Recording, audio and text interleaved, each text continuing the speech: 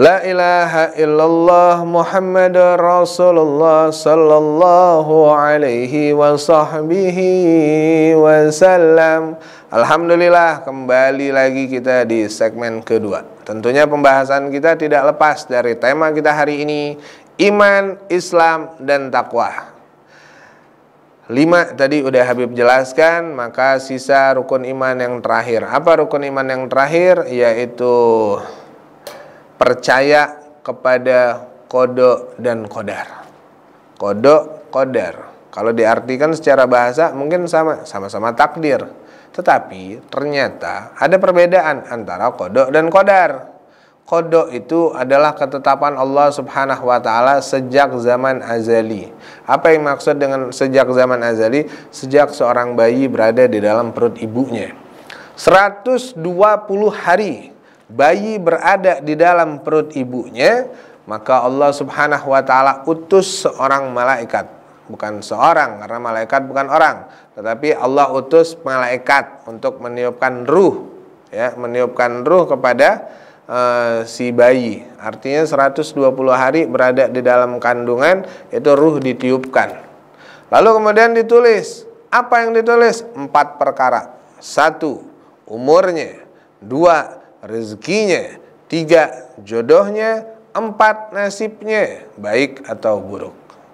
4 dituliskan, inilah yang disebut dengan qada. Tidak bisa dirubah karena sudah menjadi ketetapan Allah Subhanahu wa taala. Sedangkan qadar itu adalah takdir Allah yang terjadi kepada setiap makhluk yang diciptakan oleh Allah Subhanahu wa taala. Jadi yang namanya takdir itu ada takdir mubram, ada takdir mu'allaq. Takdir mubram adalah takdir yang sudah menjadi ketetapan Allah. Misal si Udin, bapaknya Jainuddin gitu. Ibunya si ini, lahirnya di sini, jamnya segini. Walaupun itu sudah direncanakan oleh manusia dengan adanya kecanggihan teknologi, seperti adanya lahir dalam keadaan sesar. Kita bisa nentuin nih tanggal berapa lahirnya. Itu pun sudah menjadi ketetapan Allah Subhanahu wa taala. Tidak akan bisa ada satu makhluk pun yang ikut campur dalam ketetapan Allah yang disebut dengan takdir mubram. Yang kedua, takdir mu'allaq. Takdir mu'allaq ini adalah takdir yang bisa diubah. Maksudnya ini adalah pilihan. Misal gini, saya mau nikah nanti sama orang sini gitu. Oh, saya nggak mau kerja di sini. Saya maunya kerja di sini. Tetapi kehidupan manusia itu tidak akan keluar dari takdir Allah Subhanahu wa taala. Sayyidina Umar ibn al-Khattab radhiyallahu an mau masuk ke dalam satu daerah, dalam satu kota. Tiba-tiba di kota tersebut ternyata ada wabah penyakit. Lalu Sayyidina Umar ibn al-Khattab radhiyallahu an memutuskan untuk putar balik. Pengikutnya mengatakan, wahai Sayyidina Umar, bukankah kematian, umur, rezeki, jodoh itu sudah ditentukan sama Allah? Kenapa kita harus putar balik? Kenapa kita takut? Kenapa harus lari dari takdir? Apa kata Sayyidina Umar ibn al-Khattab?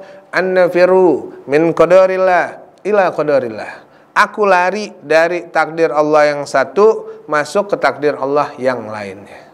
Jadi manusia tidak akan lepas dari takdir. Termasuk hari ini kita menyaksikan acara Lentera Islam ini merupakan takdir dari Allah Subhanahu wa taala. Baik, tadi rukun iman sudah kita jelaskan, kita masuk ke dalam rukun Islam. Islam, apa itu Islam? Al-Islamu asyhadu an la ilaha illallah wa asyhadu anna Muhammadar Rasulullah. Islam itu yang pertama adalah bersahadat. Wa aqimus shalah, kemudian mendirikan zakat.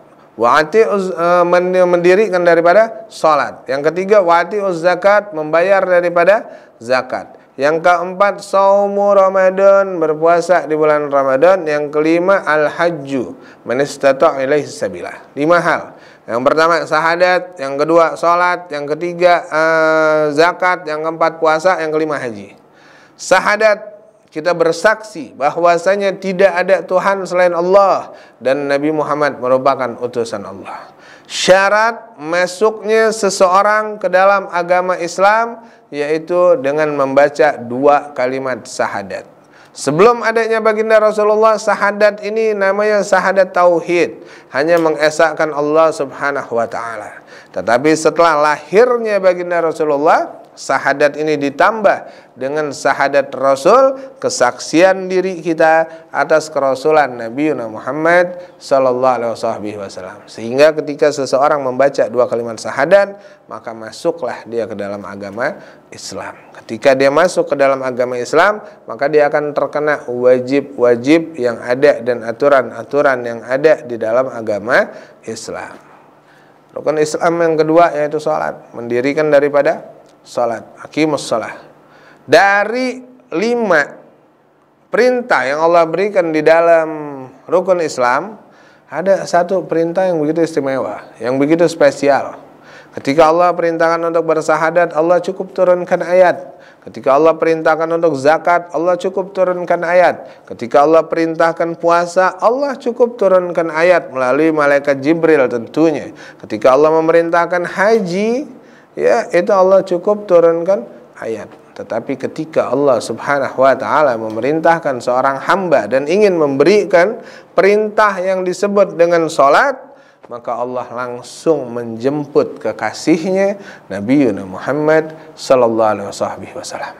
Dalam peristiwa Isra wal Mi'raj, Nabi diberikan perintah untuk melaksanakan salat yang awalnya 50 waktu, lalu Allah berikan keringanan menjadi 5 waktu, yang kadang-kadang subhanallah, na'udzubillah, summa na'udzubillah min zalik, kita nih subuh kesiangan, zuhur kerepotan, asar di jalanan, maghrib kecapean, isya ketiduran.